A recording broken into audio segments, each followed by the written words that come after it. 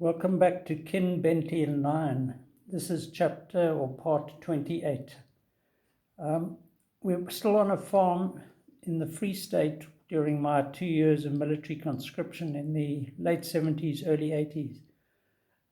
I made a mistake earlier in saying that we were at Jan Kempdorp.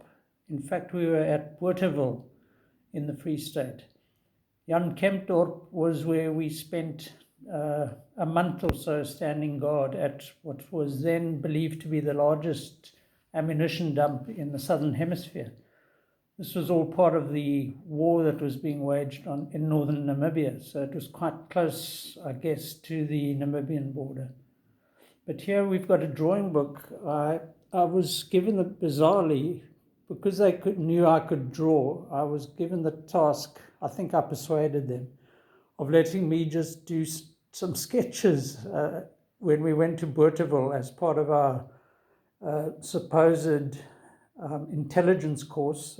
This was now meant to teach us to farm, and I actually drove a tractor for the first time. I couldn't even drive a car, but anyway. So here we have a few sketches I did on that farm. This one got a little bit blurred, but that's sort of a horse in a paddock with nice big trees in the background, and then a lovely horse there, all using this pen and ink. You know, it gives you a lovely line. And here's a car's head. If he would just get in focus, there we go. Look at this one's expression.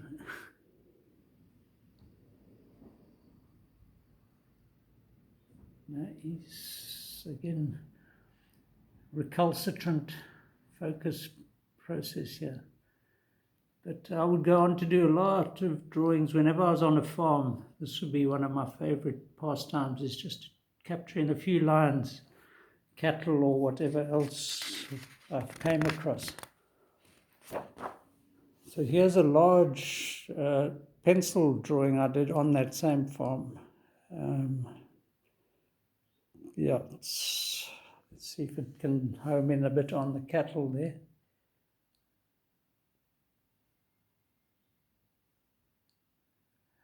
Had totally forgotten about this one. So among the farm workers I showed you the last time, I think, the chap that was blind that I sketched, and I also sketched this guy who also doesn't look like he's seeing very well, but I think he was fine. And a dog. There's always dogs on farms.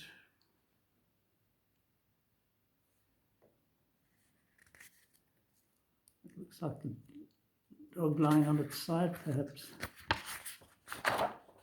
And then I don't know why I did this bizarre, huge drawing of a motorbike. With bits of it chopped off, but anyway, it was just probably to please some corporal or something who said, "Teken daardie motorfiets." They took half of the drawings out of this book that they wanted to keep for their records. For the rest, they just gave it back to me. No thanks, nothing. It was just, well, that's it.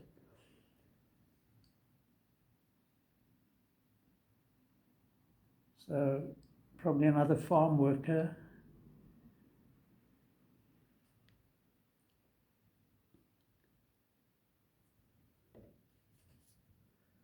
Yeah, I'm looking at these pictures really for the first time in many decades. There's some soldiers up a windpomp, a windmill.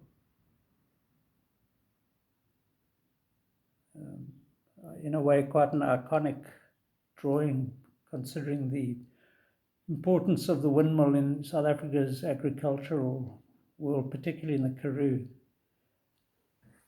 Let's see, it's been cut in half. So this looks like a good old farmer. Unfortunately, I had to cut his feet off, but these are the salt of the earth people who actually produce the food that we eat, disparaged by all until they realize that without them you're a country that's like Zimbabwe today. agriculture has just collapsed after they forced out all the commercial farmers 20 years ago.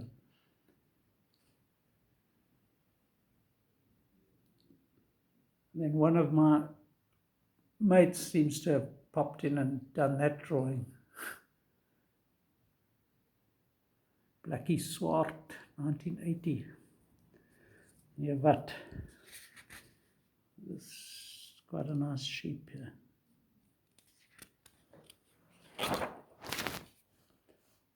Then here I seem to have done a few drawings trying to depict life at home during a weekend pass, sort of from the imagination.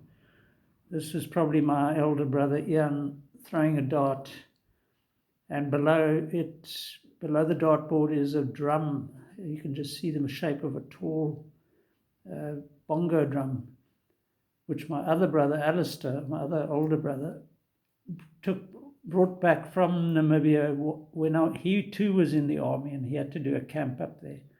And he lugged this whole thing back with him on top of all his kit. So it's about 4 foot high, and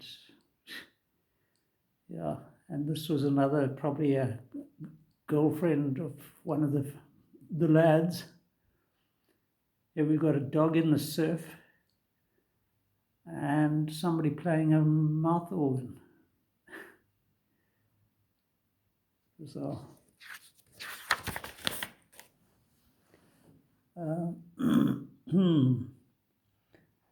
This looks like a sketch of our house at 27,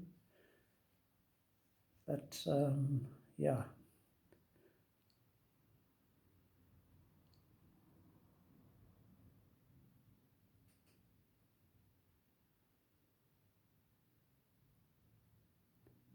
Trying to get this fellow in focus. Sometimes it eludes us.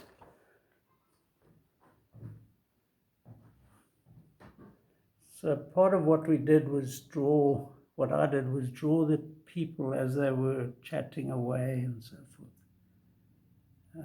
So these are all wearing bush hats, boots,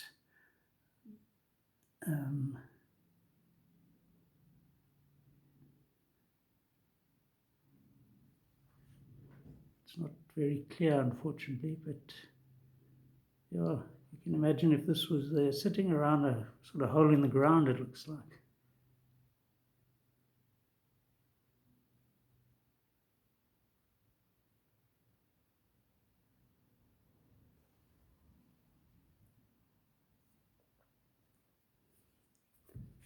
Let's see what else there is here. I think I spotted a drawing. Oh, yes. So this was my mom back in 1980s, 80-ish. She wouldn't be too flattered, and I don't think it's a very good drawing. Then I did a quick one of her, also looking a lot older than I think she was then. But anyway, and then one of her cats, probably. She loved her animals. Still going strong as I speak, aged 95. So take away 40 years, she would have been 55, younger than I am now. But when you're 20 odd, a woman of 55 probably looks old, and yeah. Anyway, I just wanted to stop for now. Cheers.